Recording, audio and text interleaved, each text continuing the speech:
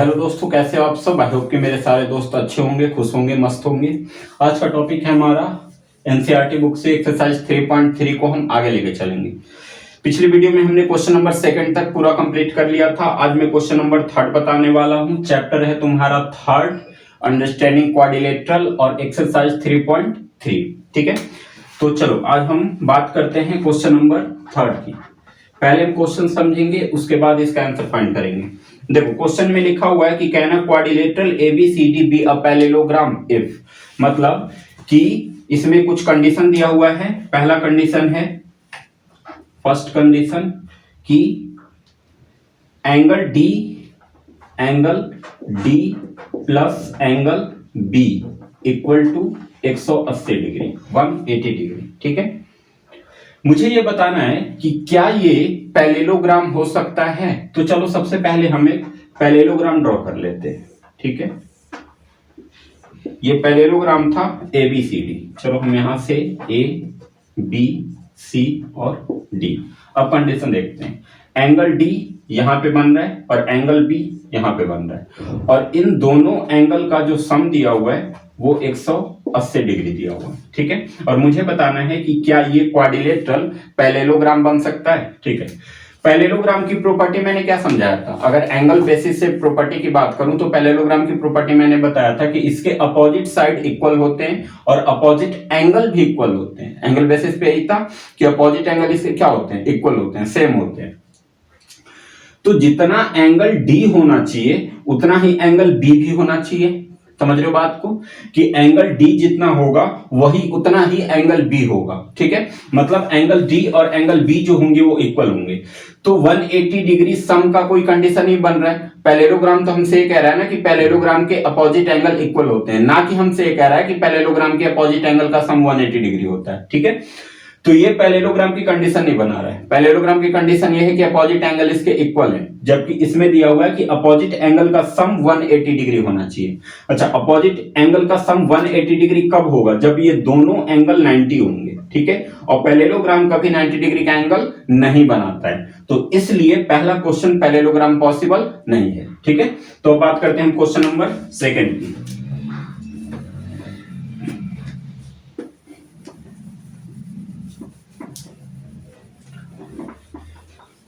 देखो इसमें question number 2 दिया हुआ है, A B equal to D C equal to 8 centimetre. ठीक है, उसके बाद A D equal to 4 centimetre and B C equal to 4.4 centimetre. B C equal to 4.4 centimetre. ठीक है, अब ध्यान देना,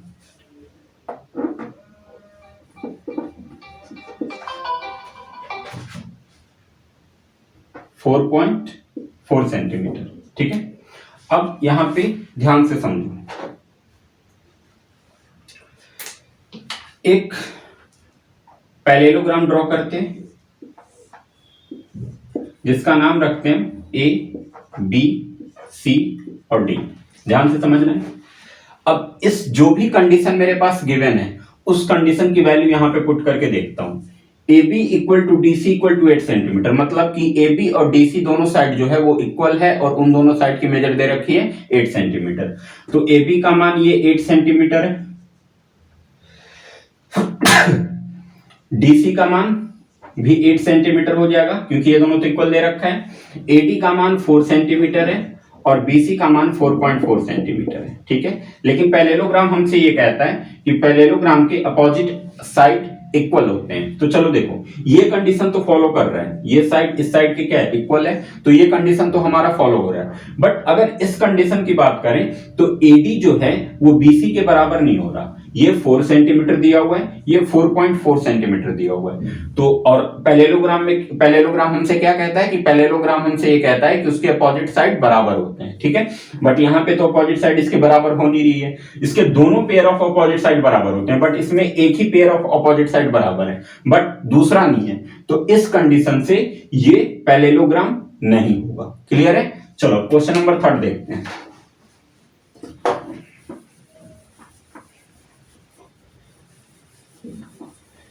थर्ड का थर्ड थर्ड दे रखा है, angle A equal to 70 degree, angle A का मान 70 डिग्री है, एंड एंगल सी का मान 65 degree, angle C equal to 65 degree. Clear है?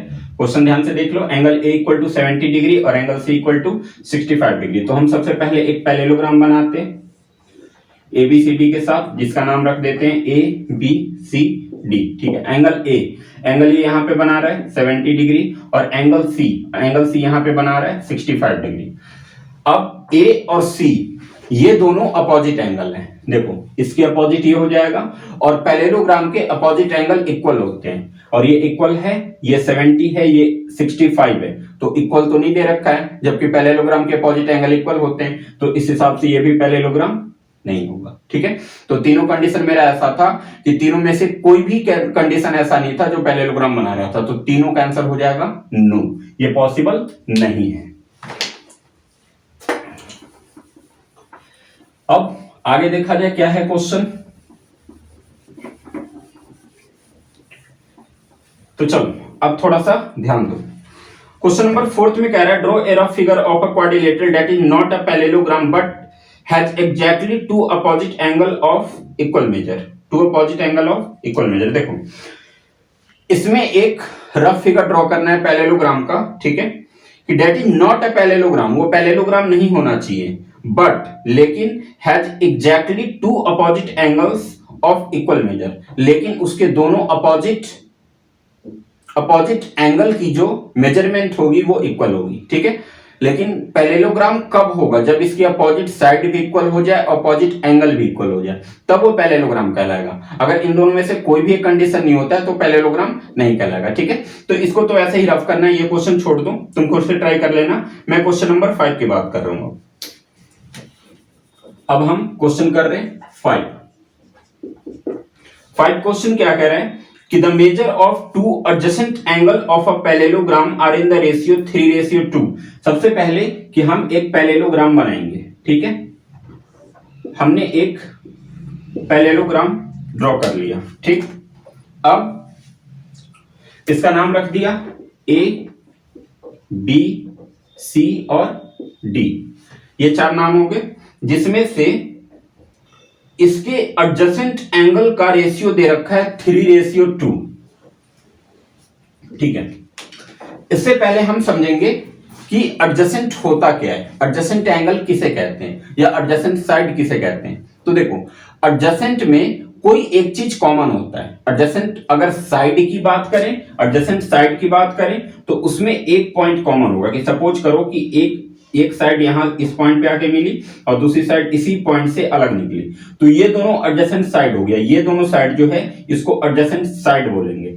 और एडजेसेंट एंगल किसको बोलेंगे? तो वहां भी कोई चीज कॉमन होना चाहिए। तो एडजेसेंट का मतलब होता है कि सेम साइड पे दोनों एंगल बनता है। जैसे देखो एक एंगल यहां बना और एक एंगल यहां बना, तो ये दोनों एंगल एडजेसेंट कहलाएगा। क्यों कहलाएगा? क्योंकि ये एक ही लाइन पे दोनों एंगल बना रहा है, तो इसमें साइड हमारा कॉमन हो गया। ठीक है, तो ये दोनों इसके एडजेसेंट एंगल दे रखे हैं, और इन एडजेसेंट एंगल की जो रेशियो दे रखी है वो क्या दे रखी है? 3:2। 3:2। ठीक है, तो इसका मतलब हो गया कि ये 3 होगा और ये 2 होगा। लेकिन जो साइड मेरे पास गिवन है ये रेशियो में गिवन है, और रेशियो कभी भी एग्जैक्ट वैल्यू नहीं होता, यानी कि परफेक्ट नंबर नहीं होता, होल नंबर नहीं होता, ये किसी नंबर का एक पार्ट कहलाता है। ठीक है, तो मुझे यहाँ पे क्वेश्चन में क्या कह रहा है कि the measure of two adjacent angle of a parallelogram are in the ratio 3:2। तो find the measure of each of the angle of a parallelogram, कि एक पैरेललोग्राम के एडजेसेंट एंगल का रेशियो 3:2 दे रखा है, तो हमें इसके सारे एंगल को फाइंड करना है। ठीक है, तो देखो पहली बात की एक चीज समझ लो कि अगर कोई चीज रेशियो में गिवन हो, तो मैंने पहले ही बोल दिया था कि रेशियो एग्जैक्ट नंबर नहीं होता, वो किसी नंबर का पार्ट होता है। ठीक है, तो इस वजह से उसके साथ हम एक्स लेट कर लेते हैं। हम यहां पे लिखेंगे कि let adjacent angle of parallelogram equal to 3x and 2x, ये हमने लेट कर लिया। अब इससे x जो साथ में हम लेट कर रहे हैं वो x की कोई ना कोई वैल्यू फाइंड होगी, जो वैल्यू को 3 के साथ मल्टीप्लाई कर देंगे तो हमारा एग्जैक्ट नंबर आ जाएगा। ठीक है, अब ये लेट कर लिया, मतलब कि ये एंगल हो गया हमारा 3x और ये एंगल हो गया हमारा 2x। अब यहां से एक थ्योरम आता है, मैंने पिछले वीडियो में भी समझाया था, को इंटीरियर एंगल, जिसको हम कंसेक्यूटिव इंटीरियर एंगल बोलते हैं। ये कब बनता है? जब सेम साइड पे दोनों एंगल बनते हैं तो दोनों एंगल का सम होता है 180 डिग्री। लेकिन इसके लिए जरूरी ये होना चाहिए कि ये दोनों साइड पैरेलल होना चाहिए। ठीक है, कि ये जैसे देखो इस साइड पे ये दोनों एंगल बन रहा है और ये साइड दोनों पैरेलल है, और जब पैरेलल लाइन को कोई एक लाइन काटती है तो वो लाइन ट्रांसवर्सल लाइन कहलाती है। और ट्रांसवर्सल लाइन पे जब सेम साइड पे दो एंगल बनता है तो उन दोनों एंगल का सम 180 डिग्री होता है और उसे हम कहते हैं को इंटीरियर एंगल। ठीक है, तो अब हम यहां पे करते हैं according to question 3x plus 2x equal to 180 degree, और यहां पे हम रीजन में डाल देंगे co interior angle. Co interior angle clear हो गया। अब देखो 3x और 2x को प्लस किया तो कितना हो गया 5x इक्वल टू 180 डिग्री, और x के साथ 5 इधर मल्टीप्लाई में था तो इधर आके हो गया डिवाइड में, यानी कि 180 अपॉन में 5, और 5 से 180 कट गया 35 बार में, 36 बार में, 36 बार में, यानी कि x की वैल्यू कितनी आ गई 36। यहां पे देखो हमने x की वैल्यू फाइंड कर ली, अब हम एंगल फाइंड करेंगे। ठीक, पहले मैं इसको उतार रहा हूं, वो मिटा रहा हूं इसे, क्योंकि x की वैल्यू हमारी फाइंड हो चुकी है। अब ये दोनों एंगल फाइंड करेंगे। अब हम यहां पे लिखेंगे कि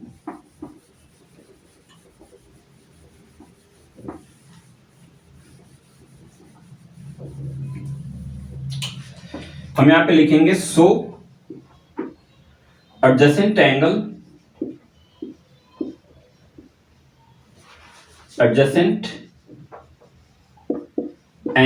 ऑफ पैरेललोग्राम इक्वल टू, पहला एंगल मेरा था 3x, तो 3 इंटू x का मान हमने 36 निकाला तो यहां पे 36 रखेंगे, और 36 को 3 से मल्टीप्लाई करेंगे तो 6 3 जा 18 और 3 3 जा 9 और एक 10, यानी कि पहला एंगल मेरा कितना आ जाएगा 108 डिग्री। ठीक है, अब दूसरे एंगल को मैंने 2x माना था तो 2 इंटू एक्स के जगह पे 36, तो दूसरे एंगल का मान हो जाएगा 72, यानी कि 36 इंटू 2 इक्वल टू 72, तो ये दूसरा एंगल हमारा 72 डिग्री हो गया। ठीक है, अब देखो ये एंगल मेरा फाइंड हो गया, जो 3x था तो 3x पे टोटल एंगल मेरा फाइंड हो गया 108 डिग्री, और जहां पे 2x था तो वहां पे मेरा एंगल फाइंड हो गया 72 डिग्री। ठीक है, अब देखो ये 72 फाइंड हुआ, अब हमें क्या करना था, सारे एंगल फाइंड करना था। तो अब जब दो एंगल मेरा फाइंड हो ही गया है तो पैरेललोग्राम के अपोजिट एंगल इक्वल होते हैं, तो मैं यहां पे लिख दूंगा then angle A equal to angle C. अब एंगल ए के अपोजिट क्या होगा, एंगल सी होगा, और एंगल ए का मान 108 डिग्री आया है तो एंगल सी का भी मान कितना हो जाएगा 108 डिग्री, और यहां पे रीजन में डाल देंगे अपोजिट एंगल ऑफ पैरेललोग्राम। ठीक है, तो यहां से दो एंगल फाइंड हो गया। अब हम लिखेंगे angle B equal to angle D, और इसकी वैल्यू कितनी है 72 डिग्री। ठीक है, फिर से रीजन सेम यहां पे रहेगा, अपोजिट एंगल ऑफ पैरेललोग्राम। ठीक है, तो इसके चारों एंगल फाइंड हो गए। क्लियर हो गया ये क्वेश्चन अच्छे से। तो चलो अब हम क्वेश्चन नंबर नेक्स्ट देखते हैं कि अगला क्वेश्चन हमारा क्या है। ठीक है, तो इसे अब मैं रफ कर रहा हूं, एक बार ध्यान से देख लो।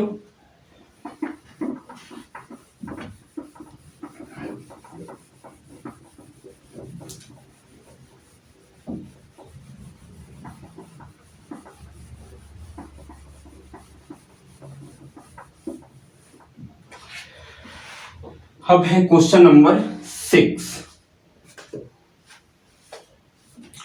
कि two adjacent angle of a parallelogram have equal measure, तो find the measure of each of the following of the parallelogram. बिल्कुल सेम पिछले वाले क्वेश्चन की तरह है, ठीक है। बट इसमें देखो, पिछले वाले क्वेश्चन में मेरे पास रेशियो गिवन था, दो एंगल का, एडजेसेंट एंगल का रेशियो गिवन था। इसमें एडजेसेंट एंगल का रेशियो नहीं, ना तो रेशियो गिवन है ना कोई वैल्यू गिवन है, बस इतना बोला गया है कि दोनों एडजेसेंट एंगल जो हैं वो मेजर में इक्वल है। मतलब कि अगर एक एंगल को मैं एक्स लेट करता हूं तो उसका एडजेसेंट एंगल भी क्या हो जाएगा, एक्स हो जाएगा, ठीक है। तो यहां पे हम लेट करते हैं कि let equal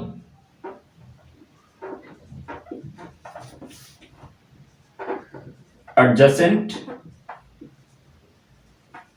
angle equal to x degree, ठीक है। अब सपोज करो कि एक हम पैरेललोग्राम बनाते हैं, ठीक है। ये पैरेललोग्राम में ये दोनों एडजेसेंट एंगल हो जाएगा।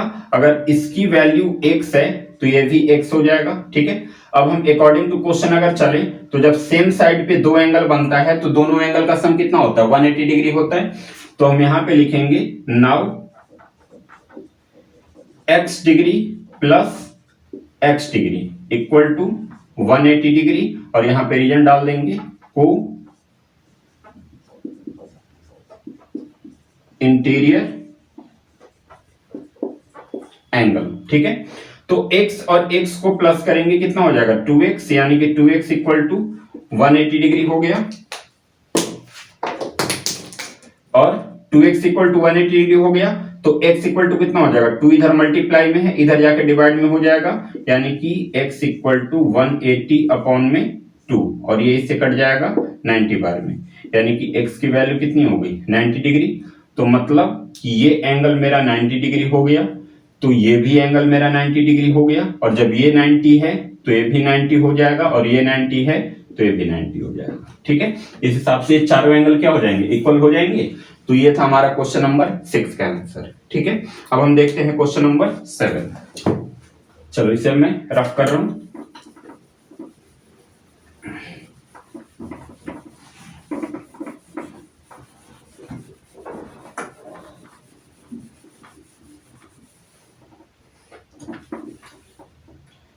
अब देखो क्वेश्चन नंबर 7 में कह रहा है कि द एडजेसेंट फिगर हो इज अ पैरेललोग्राम, ठीक है। एक इसमें फिगर बना हुआ है, पहले मैं फिगर बना दे रहा हूं। क्वेश्चन नंबर 7, क्वेश्चन 7 देखो, इसका फिगर है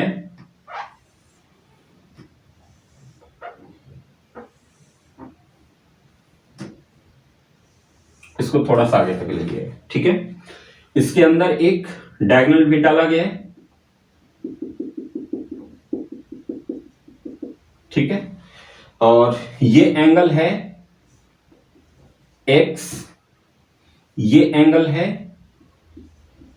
40, ये एंगल है z, ये एंगल है 70, और ये एंगल है y, ठीक है। हमें फाइंड करना है x, y, z, क्लियर है, ठीक है। तो चलो अब हम आगे देखते हैं कि इसमें x, y, z की वैल्यू कैसे फाइंड की जाएगी। देखो दोस्तों, मैं एक चीज आपको बता दे रहा हूं कि ज्योमेट्री के सवाल कब बनेंगे, जब आप अपनी तरफ से सोचना स्टार्ट करोगे क्वेश्चन में, ठीक है। देखो मैं जैसे बता रहा हूं, मैं तो बता ही रहा हूं, मतलब मैं तुम्हें एक आइडिया दे रहा हूं। अब इस पे तुम्हें परफेक्ट बनना है तो उसके लिए भाई प्रैक्टिस करनी होगी, ठीक है। कि फिगर देखते ही हर वो चीज हमारे माइंड में आ जाए जो चीज की हमें रिक्वायरमेंट है इसको निकालने के लिए, ठीक है। तो देखो अब x यहां पे, z यहां पे, y यहां पे, x, y, z की वैल्यू हमें फाइंड करना है। बीच में एक डायगोनल डालने से क्या हुआ कि ये जो पूरा एक पैरेललोग्राम बना हुआ था, जैसे ही बीच में हमने एक डायगोनल डाला तो ये दो ट्रायंगल में भी डिवाइड हो गया। ऊपर वाला एक अलग ट्रायंगल बन गया और नीचे वाला एक अलग ट्रायंगल बन गया।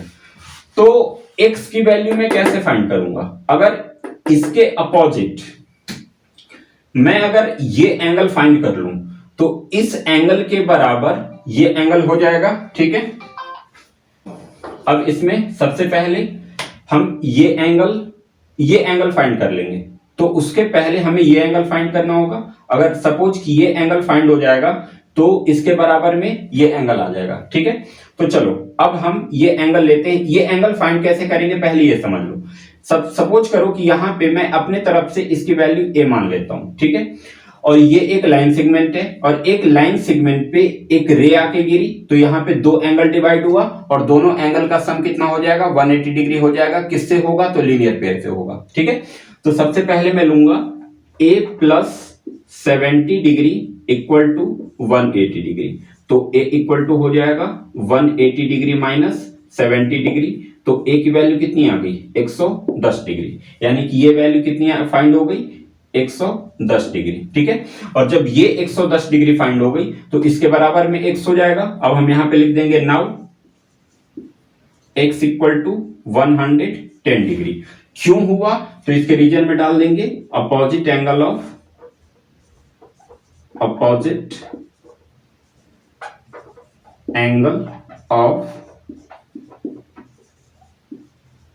Parallelogram, opposite angle of parallelogram. ठीक है, चलो अब आगे देखो, ये फाइंड हो गया, ये भी फाइंड हो गया। अब मुझे जेड और वाई को फाइंड करना है। चलो ये एंगल हमने कितना फाइंड कर लिया, 110। चूंकि ये एक ट्रायंगल बना रहा था और इस ट्रायंगल में दो एंगल हमारा फाइंड हो चुका है, तो हम सम प्रॉपर्टी ऑफ ट्रायंगल का यूज करके हम ये एंगल फाइंड कर लेंगे, ये एंगल। अब हम यहां पे लिखते हैं again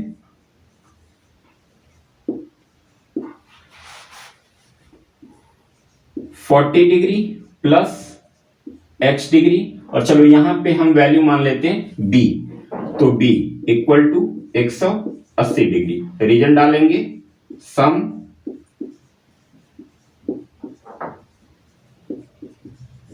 property of triangle, sum property of triangle. तो 40 प्लस x की वैल्यू हमने 110 फाइंड करी है, तो 110 हो गया, प्लस b इक्वल टू 180। तो 40 और 110 कितना हो जाएगा, 150, प्लस b इक्वल टू 180 और b इक्वल टू हो जाएगा 180 में से 150 को इधर लाके माइनस कर देंगे, यानी कि b की वैल्यू कितनी हो गई, 30 डिग्री। ठीक है, 180 में से 150 माइनस किया तो b की वैल्यू कितनी फाइंड हो गई, 30 डिग्री। अब देखो यहां पे ये एंगल आ गया 30 डिग्री। ठीक है, चलो तो अब हम b की वैल्यू 30 डिग्री आ गई, ये एंगल 30 फाइंड हो गया। तो अब यहां से ध्यान दे रहे हैं हम कि ये एक जेड सा फिगर बना रहे हैं। यहां से ध्यान दो, यहां से ऐसे, फिर यहां से ऐसे और फिर यहां से ऐसे एक जेड बना रहे हैं, और जेड के साथ साथ ये पैरेललोग्राम है, तो इसके ये साइड जो होगा वो इस साइड के पैरेलल भी होगा। तो जेड जब फिगर बनता है तो कौन सा थ्योरम रखा जाता है, अल्टरनेट इंटीरियर एंगल। तो अब हम यहां पे लिखेंगे now 30 degree equal to z. ठीक है, और यहां पे रीजन डाल देंगे अल्टरनेट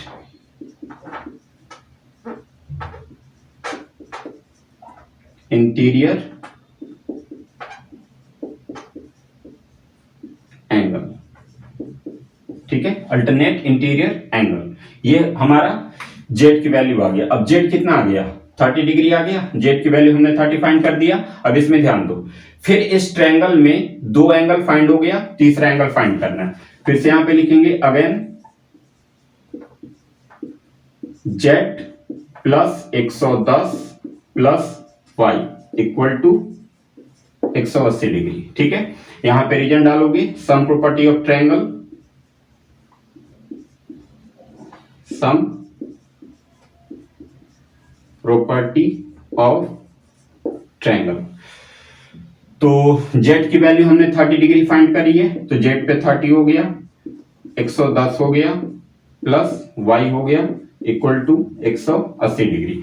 तो 110 और 130 को प्लस करोगे तो कितना, 140 हो जाएगा, यानी कि 140 plus y equal to 180 degree, और y इक्वल टू हो जाएगा 180 माइनस 140 इधर आके माइनस हो जाएगा, यानी कि y की वैल्यू आ गई 40 डिग्री। ठीक है, तो देखो हमने y की वैल्यू यहां फाइंड कर ली।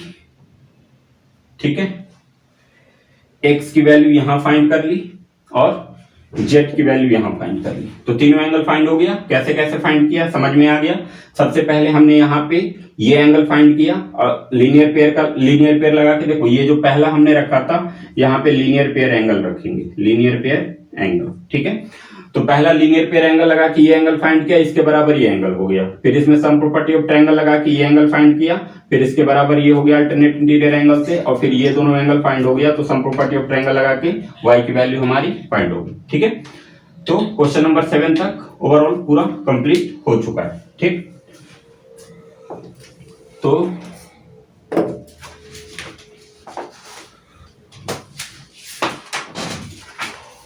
अब इसमें क्वेश्चन 8, ठीक। क्वेश्चन 8 में 2 क्वेश्चन है, इसे जल्दी जल्दी कर लेते हैं।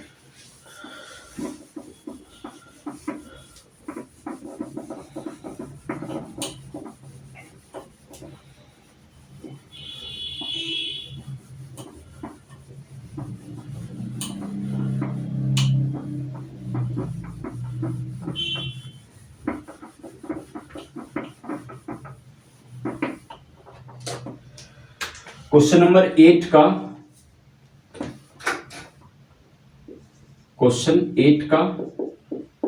पहला, इसमें दिया हुआ है the following figure GUNS and RUNS are parallelogram, find x and y, length are in centimetre, ठीक है। तो फर्स्ट में एक गिवन है फिगर पैरेललोग्राम का, जिसका नाम दे रखा है गन, GUNS, गन्स। और इसमें ये वैल्यू 26 है, ये वैल्यू 3y - 1 है, ये वैल्यू 3x है, और ये वैल्यू 18 है। चूंकि ये गन्स जो है GUNS, ये एक पैरेललोग्राम है और पैरेललोग्राम के अपोजिट साइड इक्वल होते हैं। तो हम यहां पे लिखेंगे now GU equal to SN, reason में डाल देंगे अपोजिट साइड ऑफ पैरेललोग्राम। तो GU का मान क्या है 3y - 1 और SN का मान है 26।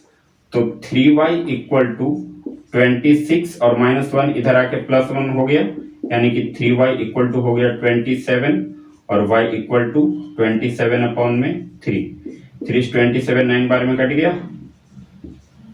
y की वैल्यू आ गई 90, ठीक है।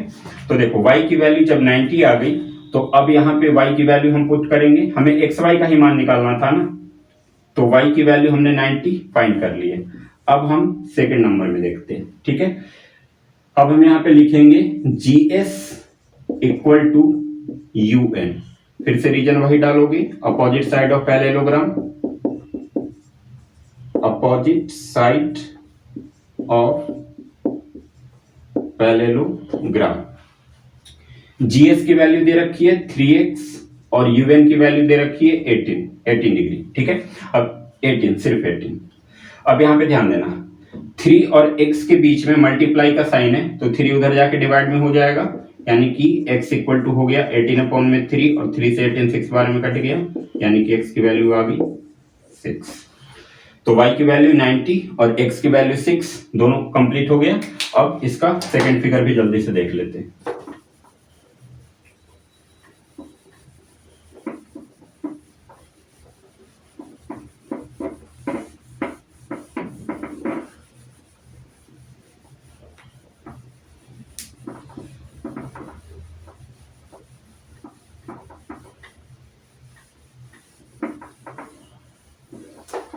देखो सेकंड फिगर भी इजी है, जल्दी से हो जाएगा। 8 का सेकंड, एक पैरेललोग्राम बना लेते हैं पहले। इसके अंदर 2 डायगोनल दिया हुआ है, ठीक है। दोनों डायगोनल में से एक वैल्यू 16 है और एक वैल्यू x प्लस y है, और एक वैल्यू 20 है और एक है y प्लस 7, ठीक है। और इसका नाम है RUNS, रन्स।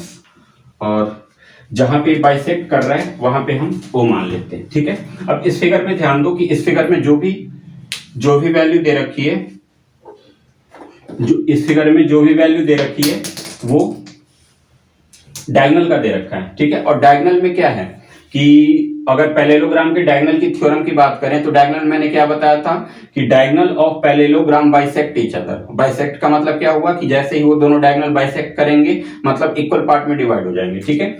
तो हम यहां पे लिखेंगे RO इक्वल टू ON, ठीक है। रीजन डालेंगे diagonals of parallelogram, diagonal of parallelogram. चूंकि पैरेललोग्राम के डायगोनल्स बाइसेक्ट करते हैं तो बाइसेक्ट करने का मतलब ये हुआ कि यहां से लेके यहां तक उतनी ही वैल्यू होगी जितनी वैल्यू यहां से लेके यहां तक होगी। तो RO के जगह पे 16 रखा और ON के जगह पे x प्लस y रखा। चलो इसको इक्वेशन फर्स्ट मान के हम यहीं पे छोड़ देते हैं, ठीक है। अब हम दूसरे वाले में देखते हैं। फिर से यहां पे लिखेंगे now SO equal to OU, और SO का मान 20 दिया हुआ है, OU का मान y प्लस 7 दिया हुआ है। तो 7 इधर प्लस में है, इधर किस में हो जाएगा माइनस में, यानी कि 20 में से 7 को माइनस कर देंगे तो y की वैल्यू आ जाएगी कितनी 13 डिग्री। तो देखो y की वैल्यू 13 आ गई। अब हम लिखते हैं यहां पे कि put the value of y in equation first. Equation first हमारा क्या था, x plus y equal to 16। तो x प्लस वाई की वैल्यू हमने क्या निकाली है 13, तो y के जगह पे 13 पुट कर देंगे इक्वल टू 16। तो x इक्वल टू 13 इधर प्लस में उधर जाके माइनस में हो जाएगा, यानी कि x की वैल्यू आ गई 3। तो x की वैल्यू 3 और y की वैल्यू 13, ये दोनों एंगल फाइंड हो, दोनों x y की वैल्यू फाइंड हो गई। तो हमारा क्वेश्चन नंबर 8 कंप्लीट है। अब इसमें 4 क्वेश्चन और रह गए, 9, 10, 11, 12, और इसमें थोड़ा सा ये क्वेश्चन थोड़ा लेंदी है तो इसमें टाइम ज्यादा खिंच जाएगा। तो आज हम यहीं तक रखते हैं। क्वेश्चन नंबर 8 के सेकंड क्वेश्चन तक हमने पूरा कंप्लीट कर लिया। बस 4 क्वेश्चन है, 4 क्वेश्चन में अगले वीडियो में चारों क्वेश्चन कंप्लीट करके और 3.4 भी अगले वीडियो में ही कंप्लीट हो जाएगा, क्योंकि 3.4 में ज्यादा कुछ नहीं है, बस उसमें कुछ लॉजिक है जिसको समझ लेना है, ठीक है।